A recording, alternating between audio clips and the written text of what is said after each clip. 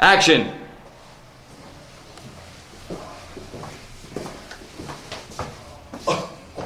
Rodney Mack. You know what? The Smoke is amazed that you arrived to cyberspace. You know, the Smoke want to personally welcome you to cyberspace because he sees big things for happening for your future. And if you don't know, now you know. For the Smoke has spoken.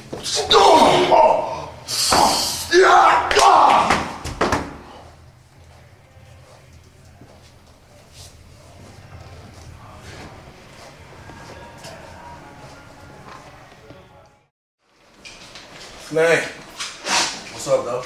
yo, appreciate that, man. Yo. No problem, man. Appreciate that, man. That's good.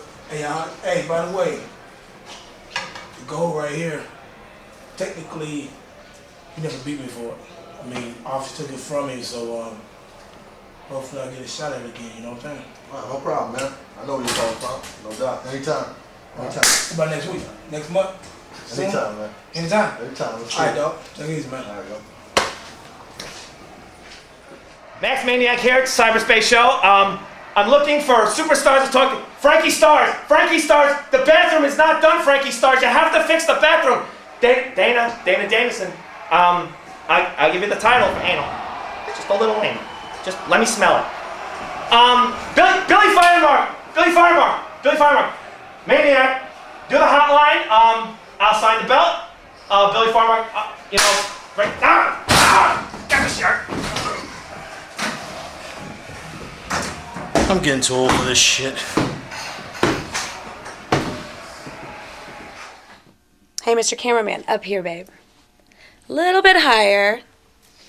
There you go.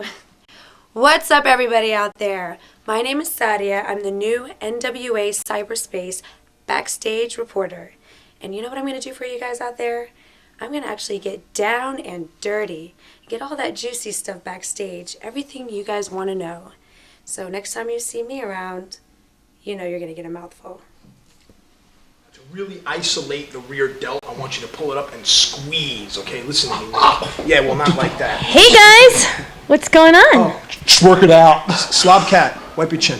Oh, again? Yeah. I just Yeah, I know. Sometimes they miss. But anyway, listen. All right, now here's the thing, bro. I've been watching, I've been waiting. Now's your time. Right? So listen, Nick. I want to ask you a question. Can I just ask you one? Ask away. Okay. So listen, tonight you have a match. Yeah. And you're part of the Youngbloods right now, right? Yeah. Well, here's the thing, okay? What? Tonight he does have a match with Josh Daniels and Mike Cruel. Right. Do you also do tricks? Good. Bark like a dog. Woof, Come on, woof. like a big dog. Woof. Wait a minute. Anyway, yes, he has a three-way, and tonight, after he wins that three-way, and he goes on to greatness and wins the gold, that's the whole thing about the I understand Youngbloods, that. is that we travel in style, we have all the golds, and we also run with the hottest women in... Wait a second. What do you think of... Take your thumb, and some corn oil, and right on the hat.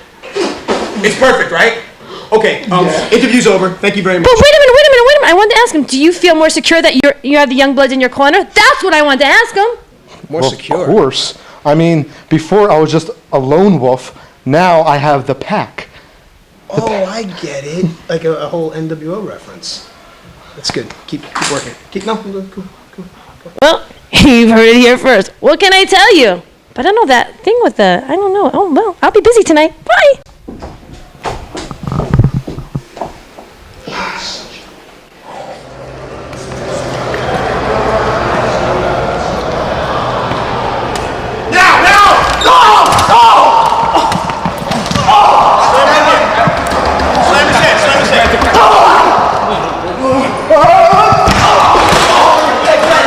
Bring him over there. Oh, that looks like it's hurt.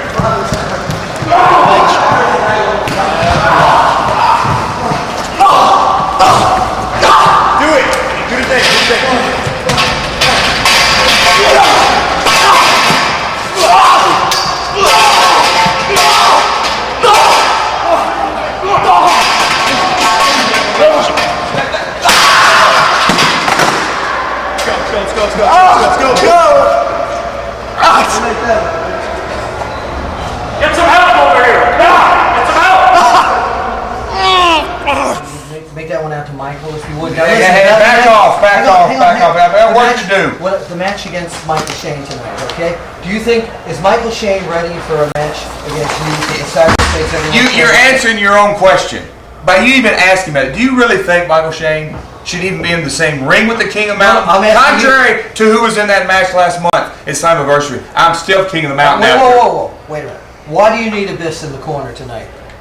For what reason? You're on a need-to-know basis, Apter. You just hold on a second, pal. Let me finish the signing here. Listen, Apter. I got Abyss exactly where I want him. Okay. He does what I tell him to do, when, where, who, why. He does all my dirty work when I need it done. So don't worry about why he's in my corner. He's out there merely to observe. You know who's in another corner? Abyss has a fancy for the ladies of the evening. You talking about Tracy? You calling her a lady of the evening? Well, that's on her good days. What you gotta admit.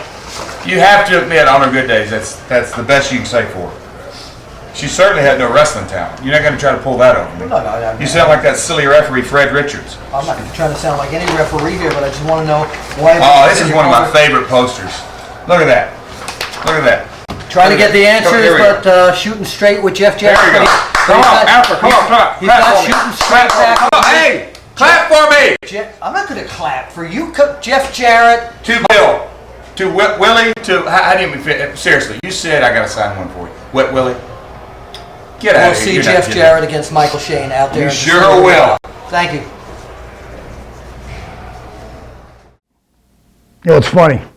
I didn't even start wrestling until I was 35 and a half years old. They said I was never going to make it. At 39, my career blew through the roof. Had a hell of a run. At 46 and a half years old, I retired. Went to Hollywood. Got a lot of good things going. At 48, I'm feeling the best I've ever felt. I feel I got one more run in me. And that's why I'm back. And Canyon, I don't think there could be a perfect guy to be running his mouth more than you. Talking so much shit about me, P.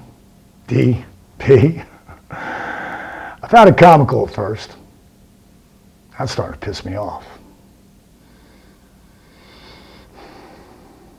On August 28th at Cybercade, I'm truly gonna put something on you that Ajax won't take off. To quote the old Diamond Dallas Page. But for me personally, I'm just gonna beat your ass. And you will feel the bang, monkey boy. Hey Dan, hey Dan, hey Dan, hey Dan, hey Dan, hey Dan, hey Dan. Hey buddy. So I guess now that I came out to the ring and I helped you out, that makes us friends, and I figured that'd be really cool because I don't have anything to do this weekend, so I figured I got this pair of pajamas that's totally going to fit you, so you can come over to my house and then we'll make popcorn, and I got the Mystery Science Theater 2000 CDs and your ass! I have to do this every day of my goddamn life, act like a fucking retard. I'm an engineer with a 185 IQ, and I have to wander around all day going, and you can't hold a straight face and listen to my bullshit for 5 seconds. And I bought that printed, you fuck! Alright, one last time. Dan looks at me. I'm sorry, I just kept looking at like this. I was blocking my face with your head so I didn't have to laugh. I eclipsed the room with my head. Come up with something that if he starts laughing like that, you can keep rolling with it. Like, what's funny? Don't laugh. You know, I'm serious, man. Whatever, something. Okay. Yeah. I'll work through it. Hey, try and get some hand movements, Bart. You're just sitting there. Well, no, they're trying to get it just all head. Oh, I'll probably just be like, oh man. Now I get back. Yeah, you do the Travi audience. Say one. Action.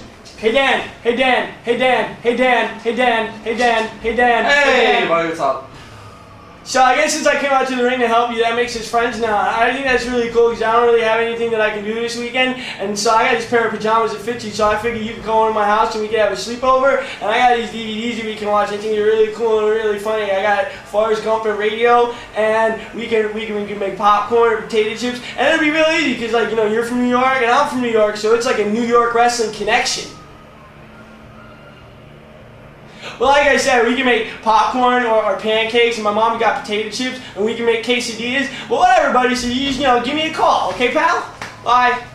Bye, Dan. the fuck? Welcome, wrestling fans. Chris Evans here for NWA Shockwave, and I am sitting by with the brand new NWA Shockwave Internet Champion, Papadon. Papadon, congratulations on finally capturing the NWA Shockwave Internet Championship. Now, looking back on your past successes here, what does this belt mean to you? You see, what this belt means to me, that's a very complex question. I'm going to get to the point, but point is this belt has a lot of history. And if you have to go somewhere in life, you have to know where you're coming from to begin with. Otherwise, you're just lost. This belt means a lot to me. Many great wrestlers have held this belt. Josh Daniels, extreme technician, one of the best wrestlers around the world. Bobby Roode, the Canadian enforcer. Mr. Robert Rudenau, phenomenal athlete, phenomenal wrestler. Mike Tobin, one of the most experienced young guys you'll see in this business. This guy's, unfortunately for Tobin, hangs around with some bad company, but that's neither here or there. They've made this belt what it is. I'm going to take it to the next level. But most importantly, what this belt means is Firehawk. Mr. Billy Hawkins. He was starting up a company many years ago with people who died in 9/11, and he contributed this belt to their memory. I'm going to further that contribution into his memory since his passing, and hold this belt proud over my shoulder or around my waist, and wear it to the ring and give the fans and everybody in that building, everyone who purchases an NWA Shockwave DVD, 110%, and show them what this is all about. Now, Papadon, you've had tremendous success as a tag team competitor alongside Havok when you were the Solution. You won the tag team titles from America's Most Wanted, one of the most dominant tag teams in the past 10 years. How does this experience of winning the NWA Shockwave Internet Championship compare to that experience? America's Most Wanted. What can I say about that team, huh? They've been everywhere, they've done everything, one of the most dominant tag teams in the last 10 years in professional wrestling. When we were in the ring with them, and at the end of the night, 1, 2, 3, the bell rings, we won. Havok and Papadon did the unthinkable. We beat the top tag team. That was a pinnacle in both of our careers. That took us to the next level. Name recognition. People didn't look at us the same way. People looked at us as a tag team that stepped up their A game. This time around, though, it's a different story. I didn't have a partner to tag out to in this match. There was 4 competitors in that match who kicked the crap out of each other from pillar to ring post. The only person I had to rely on was myself. No John Shane, no Havok. This belt holds a special meaning in my heart because I know I did it. By myself. Not with Havok's help, not with John Shane's help, but with Papadon's help and with the fans' support. That's why this belt holds a special place in my heart. Papadon, for most of your career, you were a part of the Solution. As we said, you guys were hated. You guys were rule breakers. You didn't do anything by the books. But now all of a sudden, Papadon is the next big thing, the fans' favorite. What does that mean to you? What does that give you going out there every night now, having the fans behind you cheering Papadon, Papadon, Papadon? You know what, Chris? You brought up a good point. We were rule breakers. People didn't like us. You know what? I didn't care. I still don't care.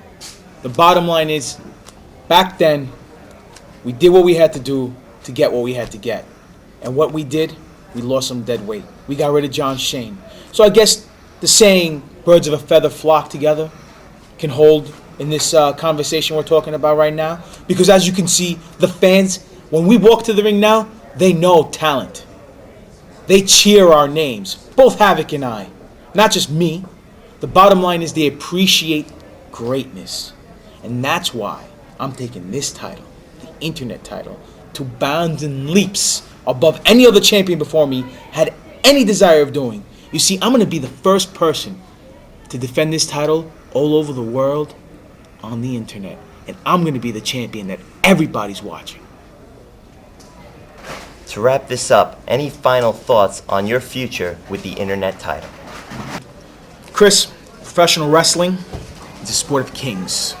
I want you to understand that. It's not what you do in the past, it's what you do in the future that makes you who you are. Establishes your name in the record books, fulfills a destiny. That's what I plan to do. What I plan to do is defend this title on the Internet all over the world for fans all over the world to watch. I don't care if it's in Mexico, I don't care if it's in the United States, Japan, Canada, Australia, it doesn't matter. And I welcome all comers, whether it could be Samoa Joe, whether it's Homicide, my trainer, whether it's Havok, my best pal, whether it's Hobo from the street, I don't care. Because the bottom line is this. I plan on doing one thing, and that's being a fighting champion and building a reputation for this title from a regional title into a national title and then into a global title. I'm going to be one of the best wrestlers on this planet, bar none. And you know what? This time around, I'm not doing it for my ego. I'm doing it for the fans. Because Papadon's made for the fans, by the fans. I'm the wrestler everyone's going to be watching. Remember that. Havok, this is your first interview since winning the NWA Shockwave Heavyweight Championship. I gotta ask, what was going through your mind during that match? And when the ref counted 1, 2, 3 and Slick Wagner Brown's shoulders were counted to the mat, did you really believe you were the NWA Shockwave Heavyweight Champion? When I won, the night I won, it was the pinnacle of my career. I always wanted to be, anyone that gets in this business and tells you they don't want to be a champion, they're full of it. I wanted to be a champion. I wanted to be the top guy. I wanted to be the guy that everyone sees when they look at a marquee of a company. You're that top guy. You're the guy. You're the guy on top. You're the guy with the belt. And for me, it was an honor to win it in this company for the man that we dedicated the show to, because that man did a lot for me at a time when nobody was doing anything for us. So to win the belt that night for him meant everything to me. Havok, the NWA Shockwave Heavyweight Championship is one of the most prestigious titles around. There is a laundry list of excellent wrestlers who have held that title. What will Havok's legacy be compared to those other champions who have held the NWA Shockwave Heavyweight Championship? Well, there's the list of champions, like you said, Jeff Jarrett, Slick, Abyss, the people that have held this belt, the people that have defended the title, the matches they've had, the quality of wrestler they are, not only in Shockwave, but everywhere they go. I mean, Jeff Jarrett is a top name in this business, and I have all the confidence in the world. I've worked hard enough in this business. I've worked hard enough, long enough to know that I can do what he did. I can leave a mark on this title. When people talk about the Shockwave Heavyweight Championship, they're going to have to mention the name Havok when it's all said and done. Havok, when you were part of the solution, you guys were a dominant tag team. In NWA, you defeated one of the most dominant tag teams in the past 10 years in America's Most Wanted. You won the tag team titles that night. How does this moment compare to that moment? Well, the night we beat America's Most Wanted, it was the same story. I mean, people slept on us. They said, no way. No way is the solution going to beat America's Most Wanted. We did. Not once, we beat them twice. And as amazing as that night was, as I didn't think I could get any higher, any happier than I was, the night I won this belt is put it that much higher. It was that much higher. I was so out of it, and people, I was so out of it. I was so happy to be the champion, to be the champion, to do something that no one said I could do. I didn't have Papadon there to tag out to, and I was tired. And believe me, if anybody wanted Papadon there, at one point in the match, I really probably looked for a tag. I looked for something. I had to do it for myself, do it by myself. I had to dig down on my own. I had to pull this out for me, for Havok. No solution, no John Shane, no tag team titles. This was for me, and the reward is, I couldn't ask for a happier day. This belt right here means everything to me. As soon as you won the NWA Shockwave Heavyweight Championship, you went directly to management and you said, I am issuing an open challenge to anyone that wants to come and face me. I'll defend this belt against anyone. By saying that, what exactly do you have in mind? When I said it, I meant it. I'm going to give anybody that wants a title shot a shot. Anybody. I got an opportunity that night. Now my chance to give somebody an opportunity. If you think you could beat me, if you think you could beat the champ, come beat the champ. Come shut me up. You know what I went through in this business, Chris, to get where I am? I used to drive twice a week from Long Island, New York, to Allentown, Pennsylvania. I used to train with Off for the Wild Samoan. I used to bump. I used to do his squats. I used to do his sit-ups, his push-ups, everything. That man pushed me to a point physically I didn't think I would never come back. And then I went there, and from there I went to the doghouse, where they take you on another place. They take you to another place you don't think you're going to go physically, body-wise, the torture, the pain. And it's all for a reason. It's all for a purpose. It's for nights like that. It's for nights when you get in there with Paul Enormous, a powerful guy who I had to match power with. Then Cindy Rogers. I mean, I was thrown for a loop. What was I going to do? You know, I don't want to hit a woman. I'm not the kind of guy to hit a woman. She hit me, but it was my opportunity to win this belt, my opportunity to show something. So I had to do what I did with her. I was double teamed. John Shane, that's his thing. I did what I had to do. Then Boogaloo comes in. I faced Boogaloo in that's hundreds of tag team matches. And then Boogaloo comes in. He suplexes me all over the ring. All over the ring. And then number 7, the last guy, the freshest guy, is the former champion. The former champion. He knows this spot. He knows the top spot. He's going to come in there, and he's looking to beat me. I'm beat up. I'm winded. He comes in there. I get a concussion. I'm out of it. I have to fight my way through. If I didn't go through what I went through, if I didn't come from where I came from, I would have lost. You understand what I'm saying? I would have gotten beat quick. But because of where I came from, because of what I went through, I persevered. I beat Slick. I beat Paul Enormous. I beat Boogaloo. I beat Cindy Rogers. That doesn't mean as much, but I beat the best to get this belt. And I'm going to be the best defending this belt. Anybody that wants the opportunity, anybody thinks they deserve the opportunity, come to Shockwave. Come to Havok. You're going to get a shot. You prove to me that you can be a champion. You prove to me that you're worth being in the ring with me. Hey, come get it. Come get it. I'm the champ. I'm the toughest guy out there. I'm telling you right now. I am tough. I am not holding back anymore. This belt, if you think you can beat me, you got to beat me. I'm giving somebody an opportunity. When you come to Shockwave, when you fight the NWA Shockwave champion, when you get beat by the NWA Shockwave champion, you're going to know you were in a fight with me, with Havok.